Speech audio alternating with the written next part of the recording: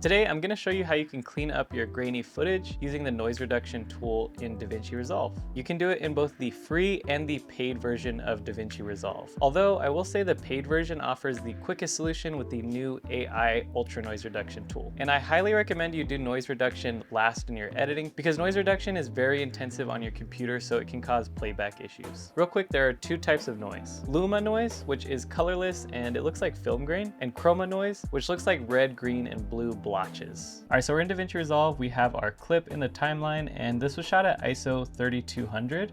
So when I zoom in, you can see that there is quite a bit of noise. So the first thing we're gonna do is on the bottom, go to the color page. Next, hold Option and press S one time. This is gonna create a new node, and we're gonna click the Motion Effects tab. So we have Temporal and Spatial noise reduction. Both of these are included in the free version of DaVinci Resolve, and you can use both Temporal and Spatial in combination, or you can just use one or the other. If you do have the paid version of DaVinci Resolve though, under Spatial noise reduction, click where it says Mode, and then click AI Ultra Noise Reduction, then click Analyze. And this little square will pop up, and then you can expand and adjust the size of the square. And we're gonna drag it over my face, which is kind of where I want to get rid of some of that noise. And it instantly cleans that noise up. So you can hold Command D to see before. Here's before, and here's after. Now, once the clip gets analyzed, I personally like to drop the noise just a little bit to give it slightly more natural feel, because you will kind of start to lose detail and it will start to look a bit more artificial, I would say. And here's the final result of the AI Ultra Noise Reduction tool.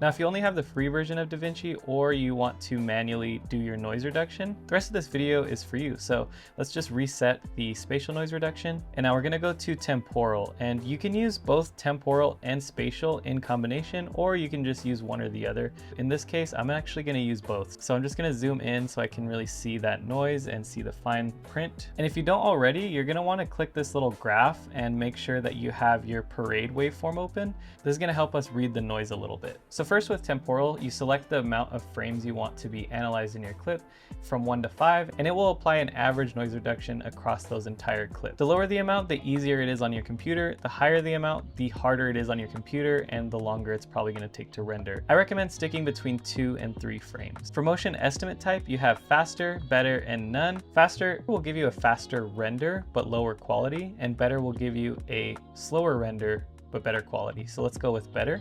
Motion range refers to the actual motion in your shot. In my case, since it's a static tripod shot with little to no movement, I'm gonna click small. But if you have fast moving objects, I would click large, and if there's a little movement, click medium. Next, under temporal threshold, we're just gonna click this little chain so that way we can adjust Luma and Chroma noise reduction individually. First, I'm gonna add some Luma noise reduction, and as you look at the RGB parade, you can see the noise it's getting rid of. So I'm just gonna drop it to about 12.8, around there. That's when I noticed that actually makes a difference in terms of the noise. Let's zoom into this shadow part in my eyebrow where I can see a good amount of chroma noise. You can tell because it looks greenish and bluish. Do the same thing, increase it to about 9.6, and hold Command and press D. Here's before with no noise reduction. Hold Command and press D again. Here is after. So we are starting to clean up that noise. Next, we're gonna move to spatial noise reduction. So real quick, under the spatial threshold, I'm just gonna boost it all the way to 100.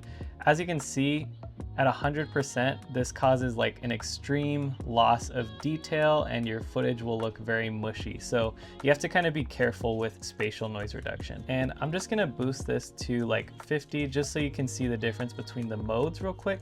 Faster will give you the fastest render, worst quality. Better will give you a slower render, but better quality. As you can tell, there is more noise. However, it just looks a bit more natural and less blotchy compared to faster. And then in theory, enhanced will give you the best quality and the slowest render.